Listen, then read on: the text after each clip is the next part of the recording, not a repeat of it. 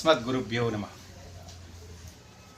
प्रकृति का पूजन, प्रकृति जो साक्षात माँ भगवती महालक्ष्मी हैं, जो अनेक रूप से आदिशक्ति हैं, जो समस्त देवों के, हमारे त्रिदेवों के कहा जाए, सबकी आधारभूता आधार शक्ति हैं, उनकी मूल प्रकृति हैं, जो उनका ही पूजन प्रकृति के द्वारा, प्रकृति का पूजन। जैसे हमारा शरीर निर्माण हुआ है क्षिति जल पावक गगन समीर, इससे हमारा शरीर का निर्माण हुआ है।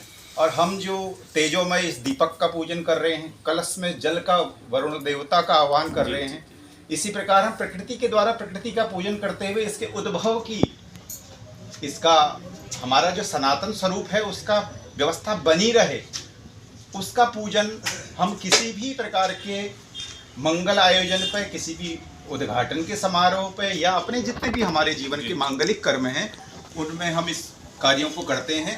मूल रूप से प्रकृति के द्वारा प्रकृति का पूजन, जिससे कि हमारी ये समस्त मूलभूत व्यवस्था बनी रहे और बनी रहेगी और बनी आ रही है और बन रही है।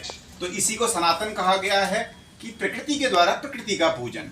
हम भगवान की व्यवस्था से कहीं भी बाहर नहीं है।